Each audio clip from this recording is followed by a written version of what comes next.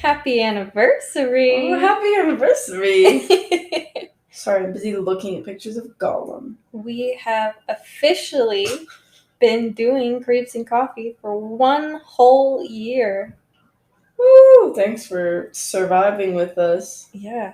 I honestly thought we would do this for like 2 episodes, then we'd be like, nah. Really? I don't know. Oh, I was hoping we'd go forever. I was hoping we would, but I thought like, with my attention span? Precisely. Yeah. But you know what? I think it has been a wonderful year, filled with many exciting adventures. And I'm happy to be on this journey with you, Jane. Thank you. Me too. I'm just glad that we're around. The world hasn't ended yet. That is nice as well. I forgot we were recording and I was just having a conversation. Oh. Thanks, guys. Yeah. Our biggest thanks is to you guys for putting up with us for a whole year. Yeah, thanks for listening and following us on Instagram and stuff. And liking and commenting and sharing. Yeah, the little things matter. Maybe not to like people of millions and millions of followers, but every time we get a new like or a new follow, we're like, did you see? Yeah. Did you see?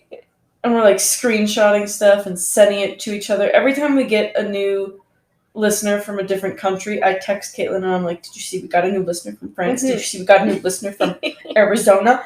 Like, I just get so excited. So.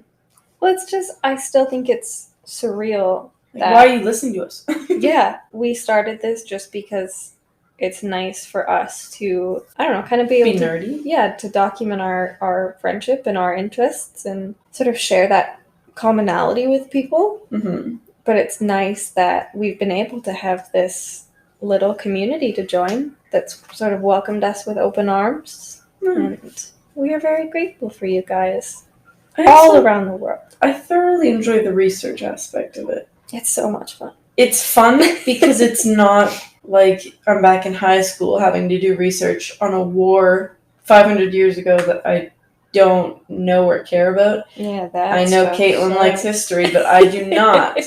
But when I'm like, I have to do research on aliens from the Cold War, I will thoroughly deep dive for 7 hours on that. Mm-hmm. So this has allowed me to explore my interests a lot more. Mm-hmm. So thanks.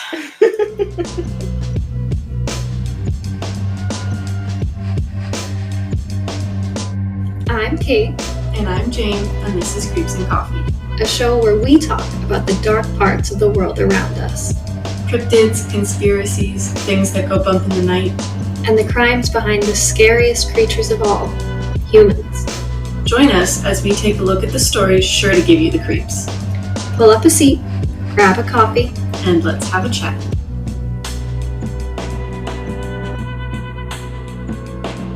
We thought to celebrate our first anniversary, we would do a little special bonus show. And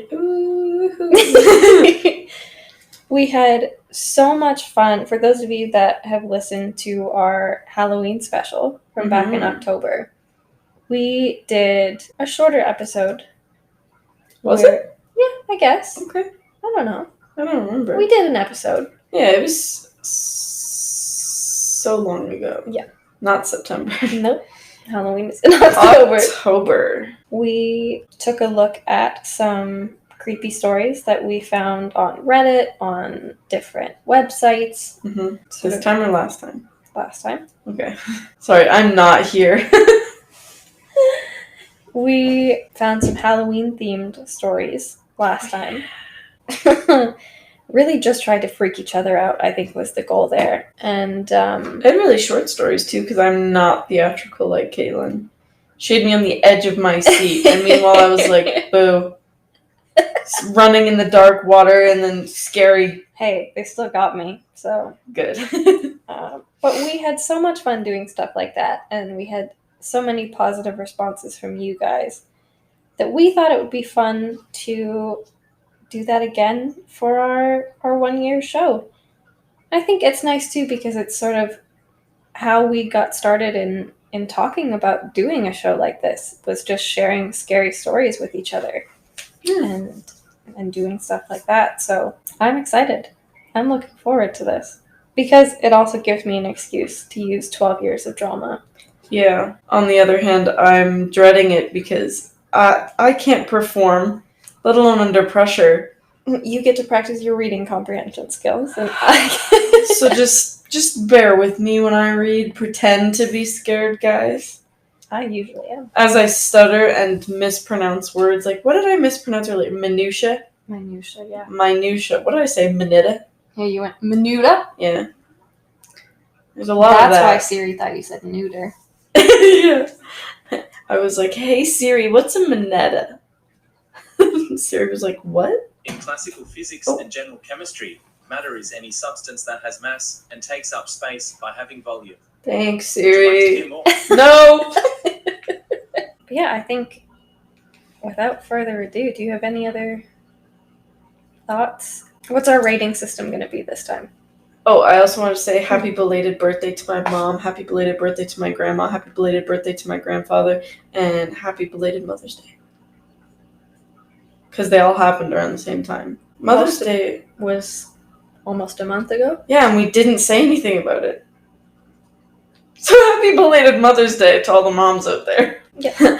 I think for a rating system, we should do out of 10 Scream knives. Oh. You know? Did we tell people about our Scream marathon? No, do you want to? It was a lot. So, I had never seen the Scream films. Mm-hmm. I had seen Scary Movie. So that was about the only context of Scream that I had. Mm-hmm. And Jamie thoroughly enjoyed the first Scream film, Yeah. but hadn't seen the others. Am I correct? Oh, I'd seen all of them. Oh. Jamie thoroughly enjoyed all of the Scream films. And I had not seen any. So we were going to watch the fifth one, but we realized I should probably watch the rest. Mm-hmm. And then the day that we realized that was the day that they were all being removed from Amazon Prime. So we stayed up all night Till like 5 a.m. to watch every Scream film except the fifth one, which is why we were doing it in the first place. Costs money. It does cost money, and it wasn't leaving Amazon Prime, so It was great though. Oh, fantastic! I loved seeing your reactions to like the surprises, Well, here's the thing: the whodunits. everything in Scary Movie was suddenly made perfect sense. Just, I was like, You watched the parody first. yeah, and I've seen all the Scary movies. Never occurred to me to watch Scream. Girl, you stress me out. Yeah, I have a tendency to do that. Yeah, so are we doing... 10 Scream knives. Alright. If that's cool. Yeah, I think so. Because I can just visualize it. Yeah. I can hear the psycho. The sound like the What about the synth? Oh god. Different movie. Anyway, I like that rating system. I'm in. Yay! Okay, Scary stories. should we dive right in? Sure. So the first story that we are going to go through Yeah. tonight. Our first story is called The Blink of an Eye, and it was written by James Colton. Henry never believed the stories. A marketing trick, that's all they were, meant to lure tourists who wanted to be fooled. That's what he told the curator, in so many words, during his job interview. The curator gave Henry a tour of the museum just after closing on Friday night and introduced him to Martha Carnwood. She was a local legend, found buried under the foundation of a ruined cottage, deep in the Carnhill woods. A few other sets of remains had been found, but Martha was the only one who hadn't rotted down to the bones. The rumors began almost as soon as she was put on public display in the museum. Henry believed it was just a self-fulfilling prophecy. If everyone expected her to blink, then, amidst all the jostling and camera flashes, someone was sure to imagine they saw her blink. As for the blurry photographic evidence that circulated on the internet, those were just shadows cast at unnatural angles, or reflections off her glass case. Aspiring ghost hunters had been duped by less. The curator seemed encouraged by Henry's skepticism. It indicated a level head and strong nerves, and Henry was appointed to the post of night guard. He started his first shift the following Monday. Henry didn't visit Martha often that first night. Not that he was scared. He didn't believe the stories. But walking past a corpse in the dark would unnerve anyone. During his tour the previous week, Henry had thought she looked like an old paper bag, stained, stuffed, and dressed, with facial features crudely cut, as if by a child. Her eyes, of course, were closed. Fortunately, Martha was tucked in a dead-end corridor at the back of the museum. There was a service door at the far end, but it was kept locked after hours, so would-be trespassers couldn't use it. Henry could stroll along the adjoining passage, glance down Martha's hall if he felt so inclined, and generally pretend she didn't exist. But sometime around 3 a.m., as he was patrolling near Martha's corridor, No. Henry thought he heard the service door click shut. He pointed his flashlight toward the end of the hall and saw nothing. But something must have made the noise. Henry strolled down the hall, passing Martha Carnwood, and checked the service door to confirm that it was still locked. It was. Maybe someone was hiding. A supernatural thrill seeker hoping to catch a private performance from Martha. Henry swung his flashlight around to search for the intruder. The beam passed over Martha's display case, and Henry's heart jumped. For a moment he thought, no, it was just the glare of his flashlight off the glass. Henry wasn't superstitious. He didn't believe the rumors. There were very few places for an intruder to hide. Henry checked them all before deciding the sound must have been the heating system shutting off. He was about to leave when his light once more passed across Martha's case. Henry froze. He wanted to move his flashlight, wanted to look away, but Martha held his gaze. Her eyes were closed, as always, and her gash of a mouth spread across her face in a serene smile. Frozen. It wasn't right. A human body shouldn't be so still. A statue of marble could get away with it, but not this, with its papery skin and intelligent expression, and those fingers poking out from frilled sleeves and curling gently against her unmoving chest. Perfectly formed fingers, like a doll's, only brown and with nails that were yellow and jagged. Henry tried to focus on those ruined nails and abhorrently perfect fingers. Until he could remove his gaze entirely, he would look at nothing else, especially not that face, that smiling, lipless mouth, that collapsed nose, those...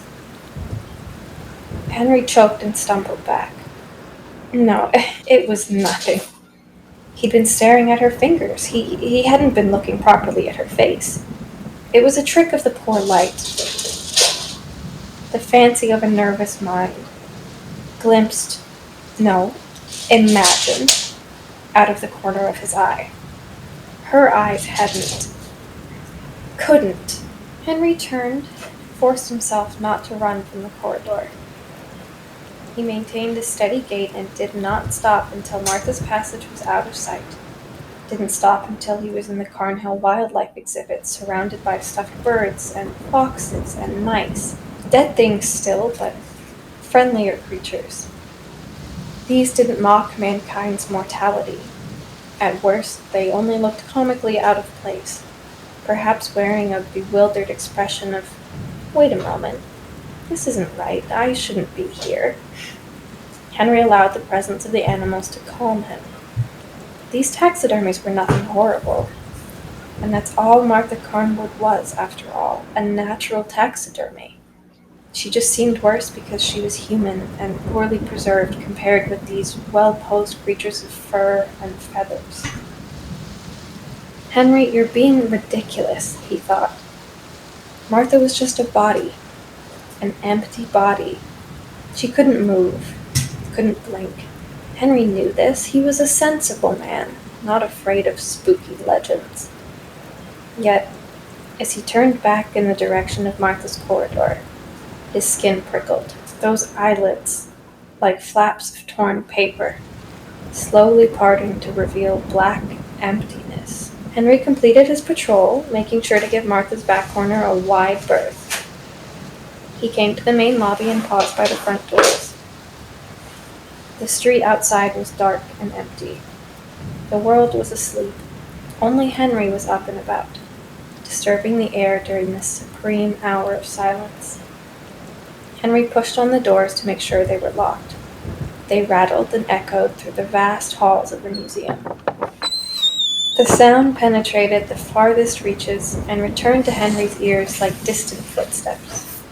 He was very glad that Martha Carnwood was trapped in her case and couldn't get up and walk around. None of that, he thought, reminding himself that he wasn't a superstitious fellow. He hesitated a moment more before the doors. He could see his reflection in the glass. He could see the vague, transparent forms of the lobby behind him. He could, just barely, see the dark openings of passages that led to the various exhibits. And a shadow glided out of sight around a corner. Henry spun and cast his light around the lobby. "Who's there?" he called. No one answered. Henry stood and listened. All quiet. But someone is here, he thought. He marched down the nearest corridor, the one he thought the shadow had vanished through. He passed rows of old farming tools and yellowed documents. He rounded a corner and passed a diorama of the village of Carn Hill, filled with tiny, old-fashioned people going about menial tasks. He rounded another corner and found himself staring down at a dead end, at a single glass case, containing a still, dark form. "In her bed as I left her," thought Henry. And he turned away quickly before his imagination could run wild. And imagination was all it was, of course. The figure he'd seen in the lobby doors? Imagination. Or perhaps a bird flying outside, its shadowy passage interfering with the reflections, warped by a nervous mind into the shape of a woman stepping through the darkness. And yet, as Henry returned to the security office for a cup of coffee, he couldn't shake the impression of footsteps following behind him. He refused to look, insisting, "It's just my own echo." He passed once more through the wildlife exhibit and its widely staring animals. This time, they brought him little comfort. Their eyes seemed to him black and empty, and he wished they would close and stay closed until the sun came up. At the office, he filled his mug to the brim. I must be sleep-deprived, he thought. Maybe the caffeine would set his senses straight. He sat in a chair and drank his coffee, then poured himself a second cup. As he drank, Henry found himself thinking of the story the curator had told him, of the skeletons that had been dug up around Martha. Why had their flesh rotted away, while Martha remained intact? Which? Sorry. What exactly had the archaeologists unearthed in those deep woods? He imagined their surprise when they first uncovered Martha's serene, brown face. Had she blinked at them then? He could imagine it far too well, those eyelids drawing back like tattered paper curtains and revealing an abysmal darkness. Henry could see it, feel himself falling into it. He sat up with a start. Something crashed and shattered. He looked down and saw his coffee mug in pieces on the floor. Then he looked up at the office door and, without thinking why, hurried over to lock it. There he paused, leaning his weight against the door. He slowly put his ear to its cool surface and listened. A faint shuffling sound. A scuffing step.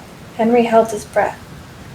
He felt glued to the door, and his joints were fused like welded iron. Something touched the other side. A gentle, papery sound, like a hand stroking back and forth. It slid toward the doorknob, then stopped. Henry could hear his heart pounding against his ribs. Icy sweat oozed across his forehead.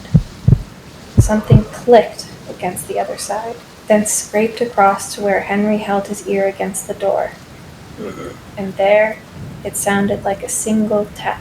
Henry threw himself back and collapsed in the chair. He stared at the door with eyes that felt like they were about to fall into his lap. The tapping became a furious scratching. Then, suddenly, it stopped. Henry panted in his chair, unable to move, unable to blink. The silence in the office grew until Henry could feel it pressing against his skull. He could feel it spreading throughout the museum. The vast, empty museum that Henry alone occupied. There was no one else. But those sounds. Henry sat there for nearly an hour before thinking to himself, I need to check. He'd been hired to patrol the corridors and guard against intruders. An intruder was all it was. An intruder who was very good at hiding himself. An intruder that delighted in playing pranks on night guards. Well, Henry would not be pranked. He made himself get out of the chair and walk to the door. He unlocked it, cracked it open, and peered outside. Police were called to the museum early Tuesday morning. There was no sign of a break-in, and none of the exhibits had been tampered with. The only oddities they found were a broken coffee mug in the security office, and a pile of bones in a dead-end corridor, toward the back of the museum, where the corpse of Martha Carnwood smiled at those who came to see her blink. The end. So he's dead. Yes. See, no. Okay. Alright.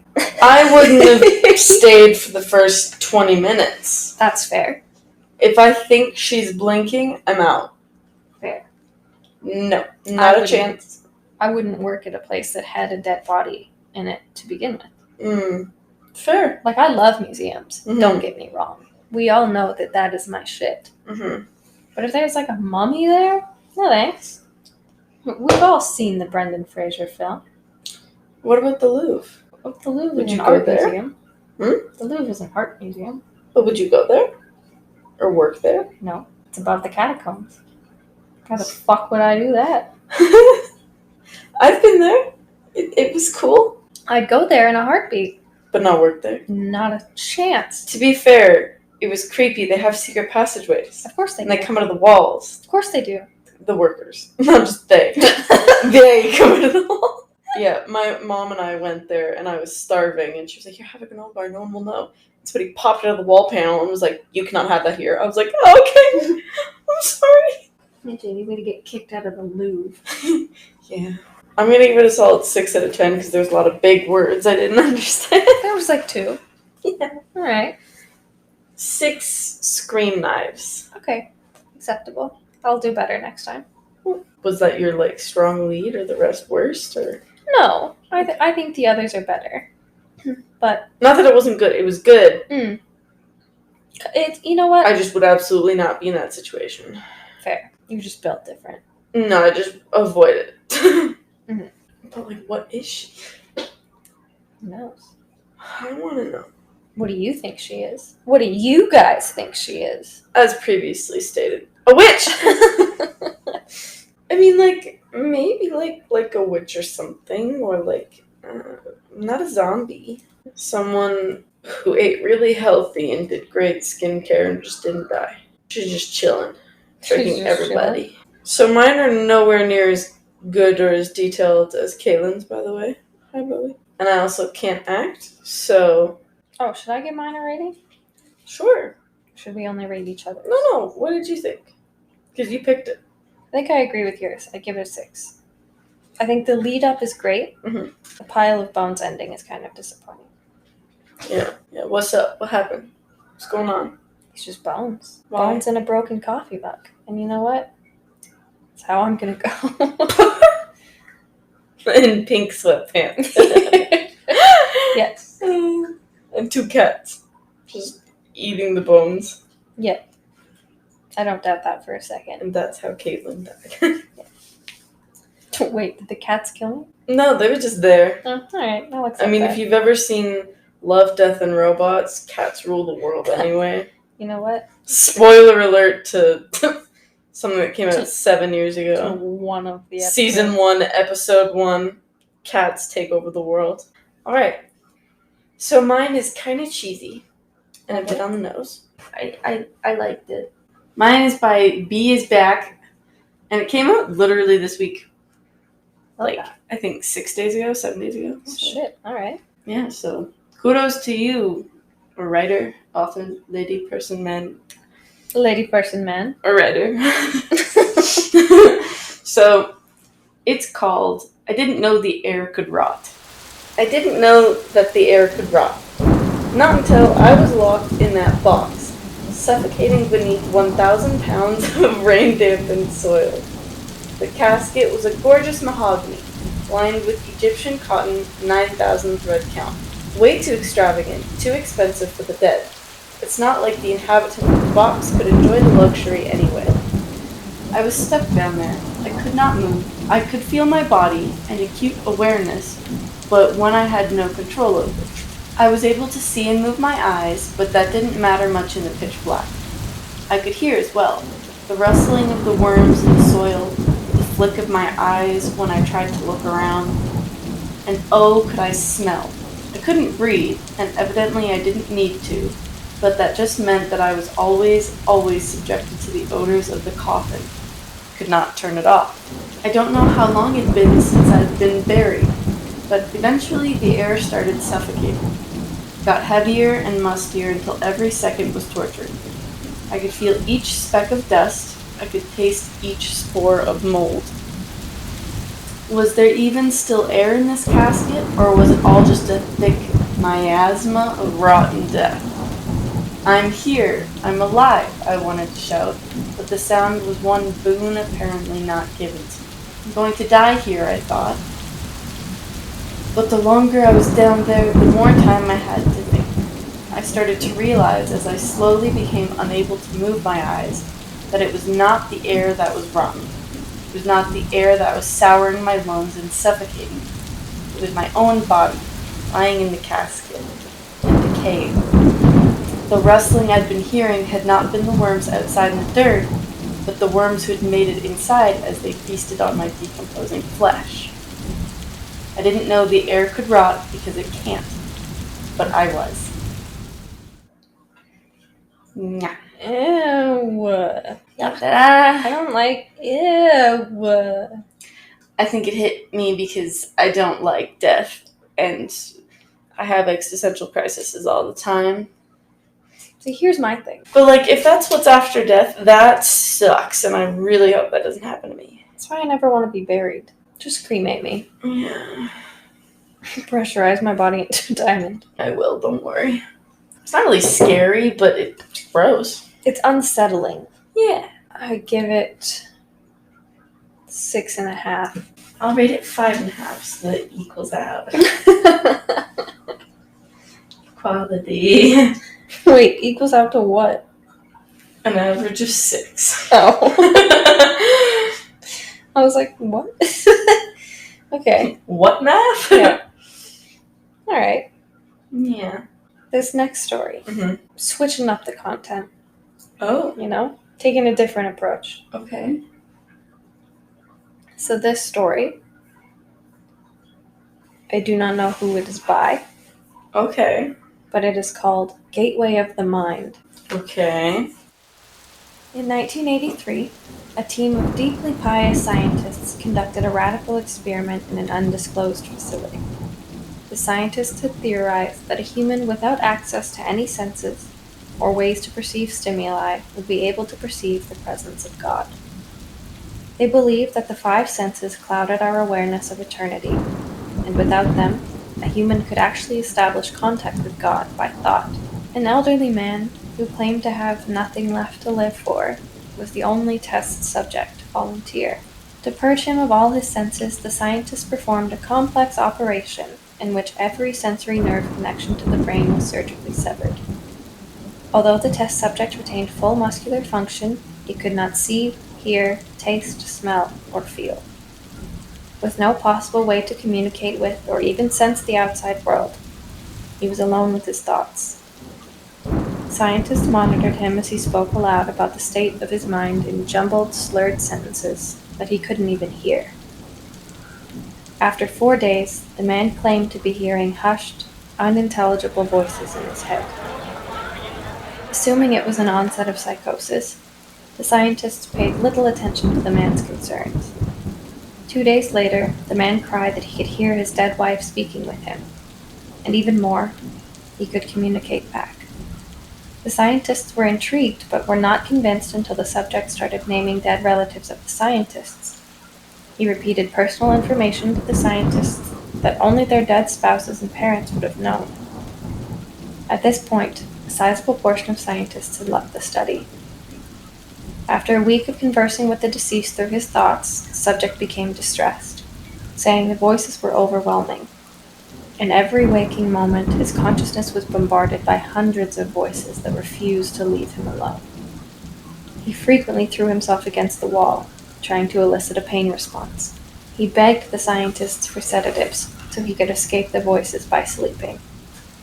This tactic worked for 3 days until he started having severe night terrors. The subject repeatedly said that he could see and hear the deceased in his dreams. Only a day later, the subject began to scream and claw at his non-functional eyes, hoping to sense something in the physical world. The hysterical subject now said the voices of the dead were deafening and hostile, speaking of hell and the end of the world. At one point, he yelled, "No heaven, no forgiveness," for 5 hours straight. He continually begged to be killed, but the scientists were convinced that he was close to establishing contact with God. After another day, the subject could no longer form coherent sentences. Seemingly mad, he started to bite off chunks of flesh from his arm. The scientists rushed him to the test chamber and restrained him to a table so he could not kill himself.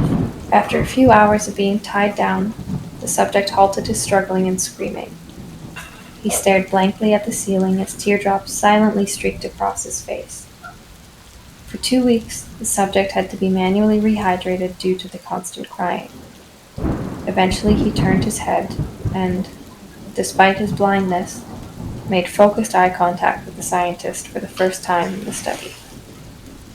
He whispered, "I have spoken with God, and he has abandoned us," and his vital signs stopped. There was no apparent cause of death. I like that one. That was scary. Yeah. I like that one too. Yeah. 8 out of 10 scream knives. I'll take it. It would be scarier, but I already knew God abandoned us, so so it wasn't like it surprised any. But I lived through 2020. Yeah. I've been alive for 22 or 3 years. I already know that. I like that you're not sure if it's 22 or 23. I keep saying I'm 23 in my brain. I'm not. I'm 22. It's true. But ever since I turned 22, I'm like, well, I'm basically 23. Yeah. So I just, in my brain, I'm like, well, I'm 23 now. Yep. I'm not anywhere near my birthday. Well, You're I am now. You're a month away. I'm 23. Yeah. I'm 23 now. Yeah. No, I like that one. What's your rating? I also give it 8. Stop copying me. I'm kidding. Can't help it. We just agree on things. I like it. Like, I like it, and when I say that, then, like, I like it as in it scared me. Yeah. It was spooky. Okay. What do you have next for us?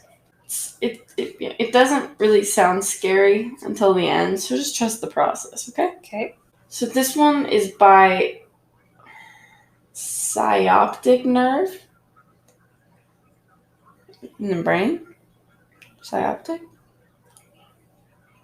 Well, the optic nerve. Yep. I figured that out as soon as I said it. I looked at you in the eye. I was like, optic. You used your optic nerve to look me in the eye. Anyway, this one's called A Decorative Gentleman. It's an odd thing, catching such a candid glimpse into someone's life. But from my vantage point, it happens far too often. People are less guarded around me. They never seem to worry about me overhearing their conversations or seeing the things that they want to keep private, even when they're standing right in front of me. Now I understand why, but that doesn't make the pill any easier to swallow. Take today, for instance. The second this couple walked through the door, I was uneasy. All this time, being a lawyer has made me aware of small details that regular people look past, like the way her smile slipped from her face the moment she stopped making eye contact with the clerk, how his knuckles were bright white around her dainty hand, or the well-practiced application of makeup to a beautiful face he felt the need to make his mark on. I watched them part ways and move down separate aisles. He walked towards me, but my focus stayed with her. Even from the other side of the store, I could still see the iron grip he had on her. She made sure to always keep her head down, her movements timid and apprehensive, while she shopped, as if she expected him to appear over her shoulder at any second. I could hear him rustling around behind me as I observed her, accompanied by his profane muttering. And now you're gonna pick out the most expensive thing in here, yeah? 'Cause why not? It's only my money, right? And yeah, I saw you looking at him on the way in, you cuss word. You think I didn't notice? You wait until we get home. She chose a dress from the display and held it up by the hanger, admiring the garment before holding it against herself. I tried to imagine her wearing it, how elegant it would be draped around her figure, but it was clear she'd learned how to never linger on anything she cared for. That could only mean she cared for him less. She cast a fearful glance in his direction, quickly returning the dress to the rack before turning away. He made his way in front of me, still monitoring her every move while under the guise of browsing for slacks. I saw my opportunity, and now was the time to act. Plastic hands took him by the throat, pulling him off his feet. I covered his mouth, muffled his cries, and dragged him away. I didn't feel any of the punches, but the light leaving his eyes made me feel alive. Then I was back at my post, dutiful, fulfilling as a mannequin's role before anyone else noticed his or my absence. I watched her amble around, searching for him. Eventually, her eyes found me. I have worn a tireless amount of styles and fashions, but on that day, the blood on my hands stood out to her. It was his blood, but it meant her freedom. Holy shit. It was a mannequin! It was a mannequin! I remember reading that and being like, this isn't scary at all. It's a mannequin! I was like, oh, she's being abused. Yeah. Oh! It's a mannequin killing the abuser! Yeah. Alright. I was hoping you weren't figuring it out right away. I was not. Because the title's called A Decorative Gentleman. Decorative I thought it Gentleman. was going to be like the Hat Man. I don't like that. No. That's worse. Yeah. That's why I was like, no. But I don't like mannequins at all. Neither do I. Like if you've ever seen Doctor Who or that video game Little Nightmares. Have you seen Little Nightmares? Mm-hmm. I do not like that one when you have the flashlight. I couldn't. Nope. Nah, no thanks. If you don't know what I'm talking about, if you look up any clips on YouTube, yeah, good luck. Good luck. Yeah. So mannequin, it had me spooked. Yeah. What are your thoughts, opinions, concerns? I did not like it. And by that, I mean it was scary. In the way that you say you like it. Yeah. 7.5. Oh, thank you. Mm-hmm. Sorry, I'm not as good a storyteller as you. That's fine. And I can't take myself seriously. So while you're like, and he I died. was going to say the giggling does And I'm like, distract and from he it. died! Yeah. I can just tell how excited you are To for get the to the spooky end. parts? Yeah. Yeah, give 7 at a scream knives, 10 screams. Mm-hmm. What? That's crazy. What are we talking about? Okay. Can you believe I graduated? No comment. Anyway. University. Anyway. Our last one Dun dun dun! is, ironically enough, called Last One Today. Insert scary music. Whatever I can find that's not copyrighted.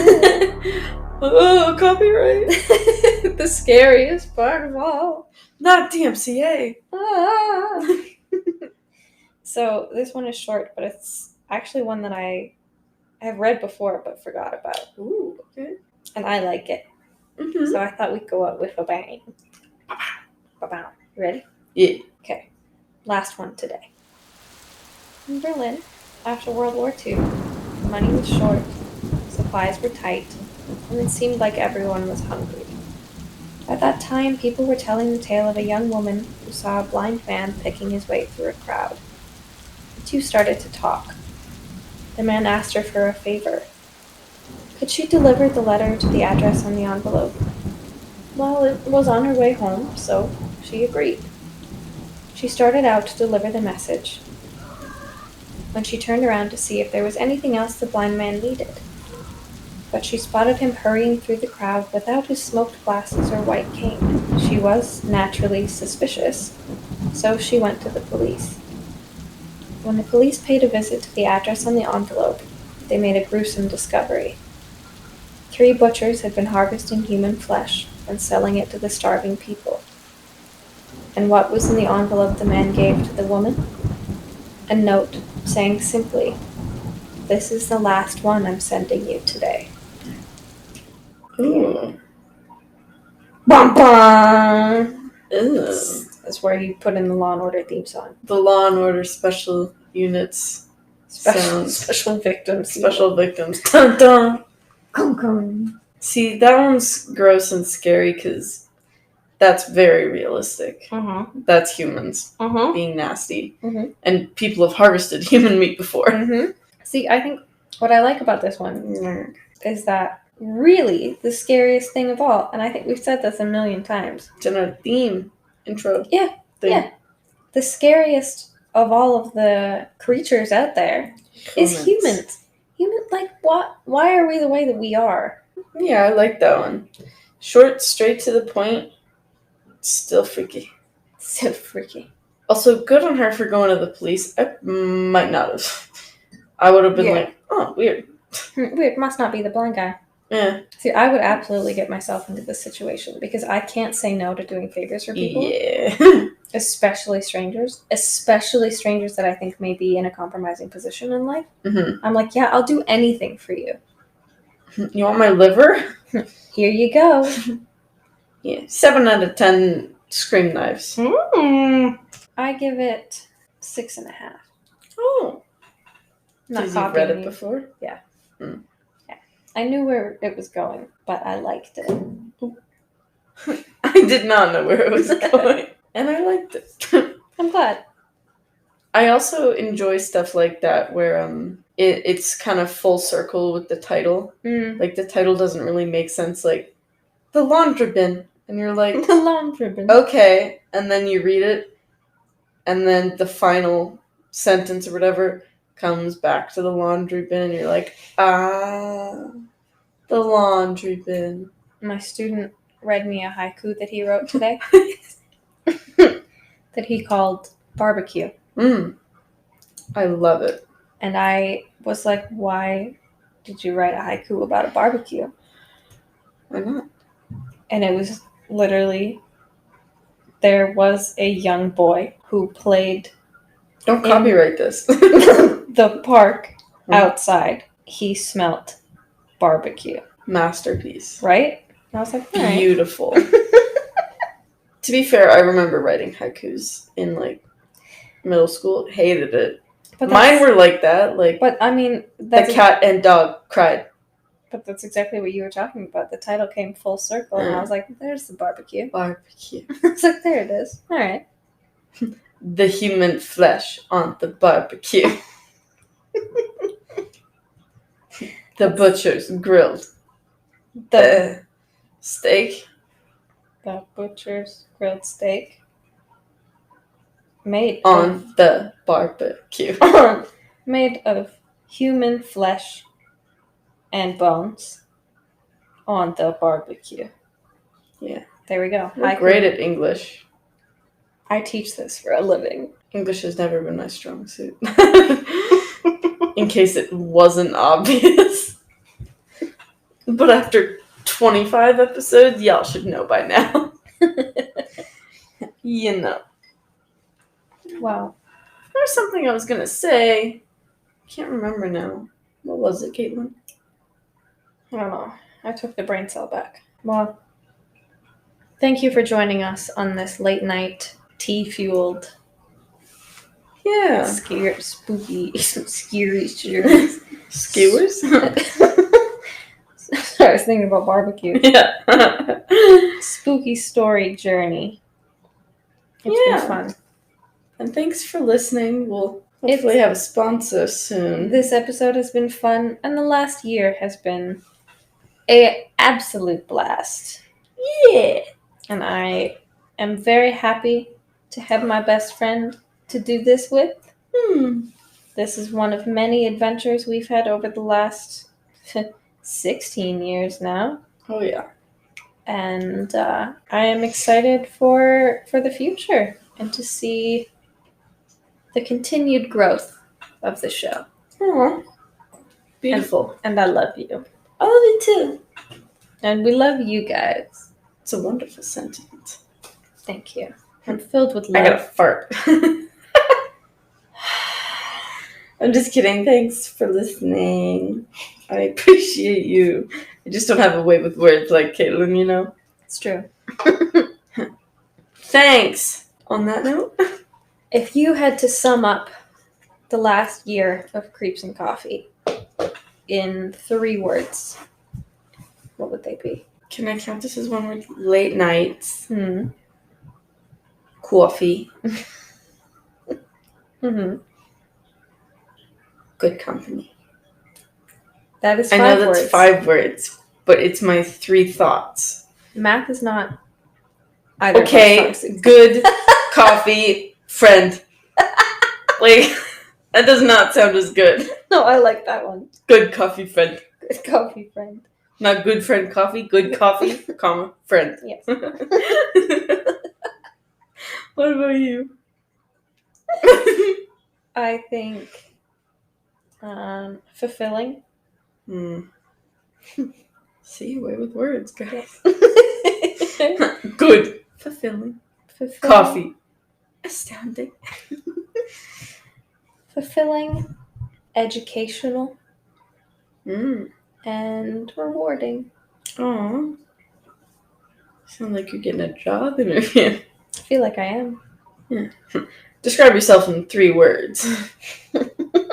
What's something you look for in a workplace? They think I'm as funny as I do. We gotta go. But seriously, we are very grateful for the over 1,000 listens we've had in the last year. It's insane. We are grateful for all of you all over the world that tune into us. And listening on all devices, on all platforms. Mhm. We don't know how on earth you found us or how we got lucky enough to have you listen on a continual basis. Cheeky, how'd you find us? Thank you. But we are very, very grateful for all of the love and support that you guys give us. And we are very much looking forward to the next year of insanity that is to come. We've got lots of big plans in the next. I have a whole year planned, literally.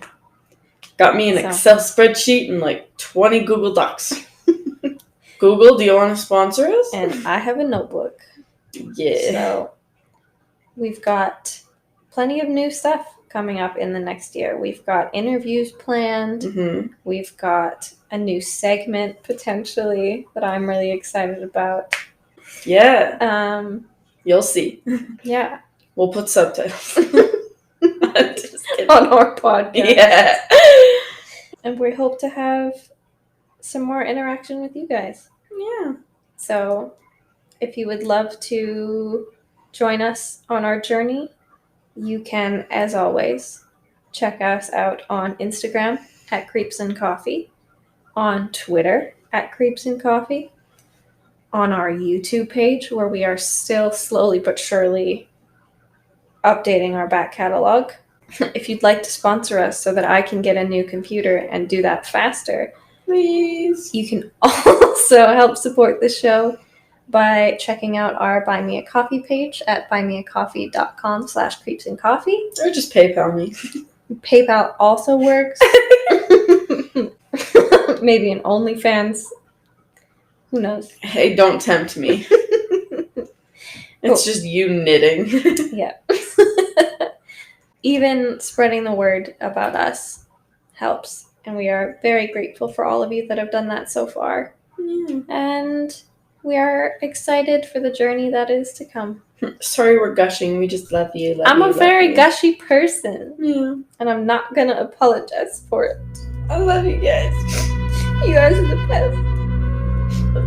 We'll talk to you next week. Okay. Goodbye.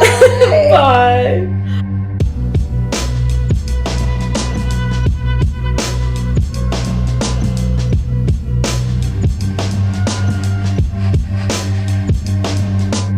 Creeps and Coffee is produced and edited by us, Kate and James. Our theme music is Stuck in a Hole by Dated. For more information on where to find them, check out the link in our show notes. And to connect with us, follow us on Instagram and Twitter at Creeps and Coffee.